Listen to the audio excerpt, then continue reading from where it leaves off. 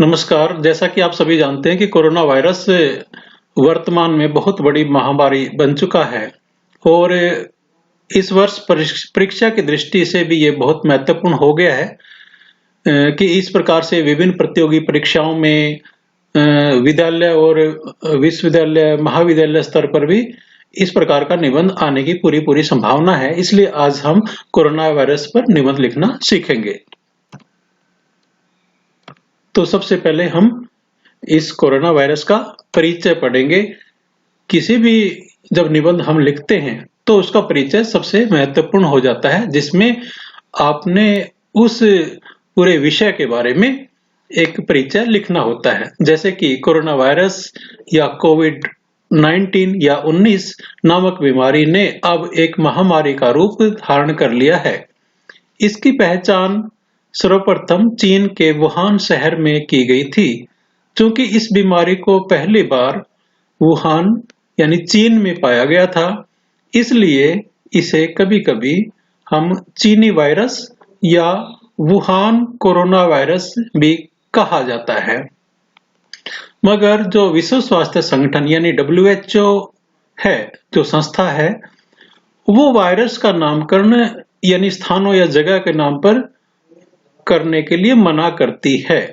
इसलिए इसका नामकरण कोविड-19 रखने का भी एक कारण है, और वो कारण है जिस प्रकार हम कोविड में CO है, CO को कोरोना से लिया गया है, VI को वायरस से लिया गया है और D को दिसंबर से लिया गया है और 19 को 2019 से लिया गया है।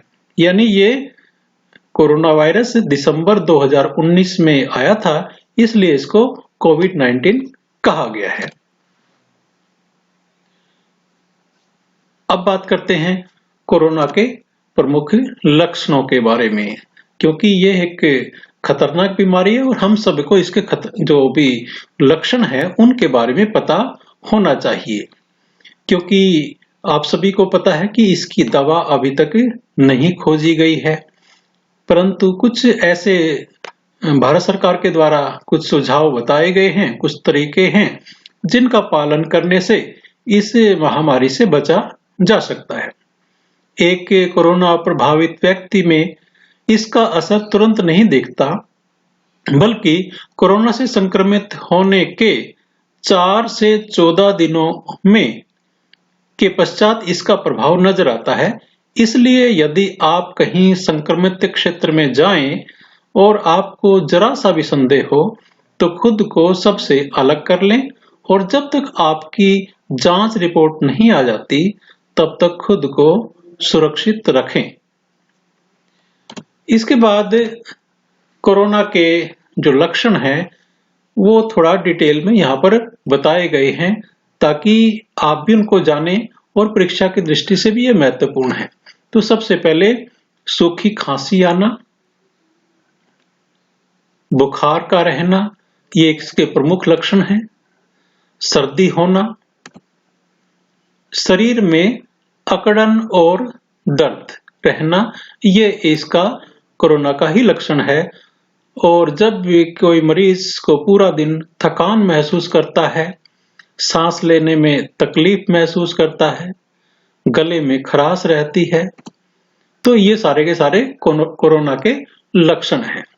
अभी कोरोना की जो स्थिति है विश्व भर में किस प्रकार से भयावह बनी हुई है, उसके बारे में आपने लिखना है।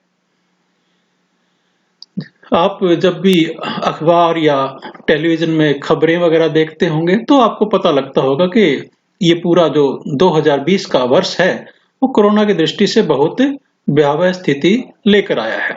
तो कोरोना से अभी तक पूरे विश्व में करोड़ों लोग प्रभावित हो चुके हैं और लाखों जानें भी जा चुकी हैं। दुनिया में कुछ प्रभावशाली देश बहुत जो विकसित थे, जैसे कि इटली, अमेरिका, स्पेन, चीन, इसकी चपेट में बुरी तरह आ चुके हैं और वहां रोजाना हजारों जानें जा रही है।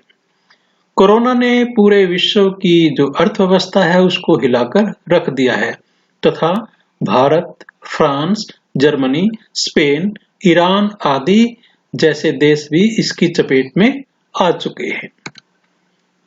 और इसकी जो भयावहता है उससे यह सिद्ध होता है कि पूरे विश्व में इस विनाशकारी महामारी ने तबाही मचा रखी है। अफसोस की बात यह है कि हम इतनी वैज्ञानिक उन्नति की बातें करते हैं, लेकिन उसके बावजूद भी अभी तक इसकी कोई दवा नहीं बन पाई है। हालांकि टीके और दवा की खोज वैश्विक पैमाने पर अभी की जा रही है। भारत और दुनिया के कई देशों में जो इसकी वैक्सीन है उसके परीक्षण के आखिरी चरण में है ये, यानी इसके 2 चरण हो चुके हैं, तीसरे चरण में ये है और जल्दी ही सरकार द्वारा इसे मंजूरी मिलने के बाद इसके टीकाकरण की शुरुआत हो सकती है। तब हम बात करेंगे कोरोना से बचाव किस प्रकार से। हमने लक्षणों का पता लगा लिया, उसकी कितने भयावह स्थिति है ये भी पता लगा लिया। अब हम बात करेंगे कोरोना से किस प्रकार से बचा जा सकता है। कोरोना से बचने का सबसे अच्छा उपाय है कि हम स्वयं की देखभाल करें, क्योंकि आप जितना खुद को सुरक्षित करेंगे उतना ही कम कोरोना होने की संभावना रहेगी। और ये पाया गया है कि जिस व्यक्ति की जो रोग प्रतिरोधक क्षमता है वो ज्यादा होती है, अच्छी होती है, वह कोरोना को आसानी से हरा सकता है। यानी हमारी जो रोग प्रतिरोधक क्षमता है वो इसमें बहुत महत्वपूर्ण रोल अदा करती है। इसलिए हमें अपने जो खान पान है उनका विशेष ध्यान रखना चाहिए।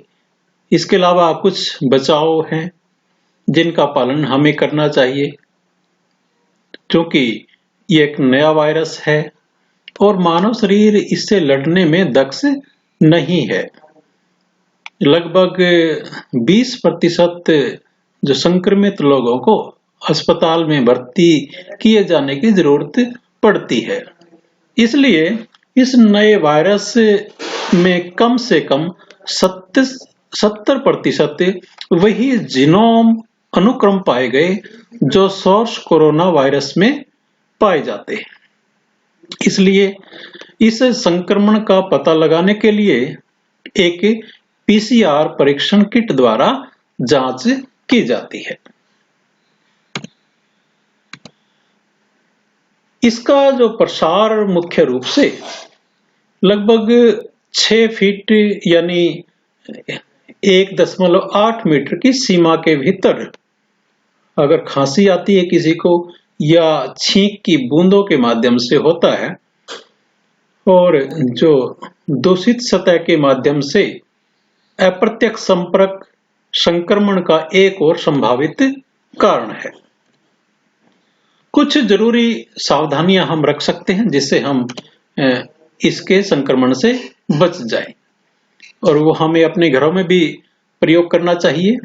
जैसे कि हमेशा कोई भी बाहरी वस्तु छूने के बाद हाथ अवश्य धोने चाहिए या सैनिटाइजर का उपयोग करना चाहिए। उसके बाद साबुन से हाथ को कम से कम 20 सेकंड तक अवश्य धोना चाहिए, और लोगों से 5-6 फीट की दूरी बनाए रखनी चाहिए, जिसके बारे में हम सोशल डिस्टेंसिंग कहते हैं।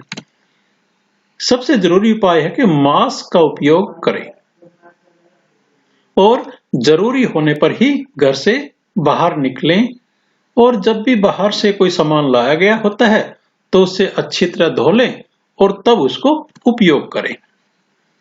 जब भी कोई संदिग्ध स्थिति में खुद को देखते हैं तो आप दूसरों से खुद को अलग कर लें और इस दौरान कहीं यात्रा करने से बचें। और अंतिम में हम निष्कर्ष इस प्रकार से लिखेंगे कि भारत में समय पर लिए गए जो लॉकडाउन का निर्णय था, जो प्रधानमंत्री मोदी द्वारा मार्च 21 को लिया गया था, उससे ज्यादा स्थिति जो गंभीर नहीं बनी। फिर भी हमें सतर्क रहने की जरूरत है, और हमारे देश के जो डॉक्टर हैं, नर्स हैं, जो भी पुलिस के जवान हैं, इससे अपने जान को जोखिम में डालकर कोरोना वायरस से लड़ रहे हैं। हमें उनका सम्मान करना चाहिए और सरकार द्वारा जितने भी दिशा निर्देश हमें बताए गए हैं, उनका हमें सख्ती से पालन करना चाहिए। वैसे आज तक के इतिहास में कई महामारियां आ चुकी हैं और हम मिलकर उनको उस महामारी को हरा सकते हैं, तो हम कोरोना बीमारी को भी हरा देंगे। इसलिए हमें अपनी रक्षा स्वयं करनी चाहिए, यही काफी है। आशा है ये निबंध आपके काम आएगा। आपको अच्छा लगा तो इस चैनल को सब्सक्राइब करें और कमेंट्स करके बताएं। आपका बहुत बहुत धन्यवाद। जय हिंद, जय भारत।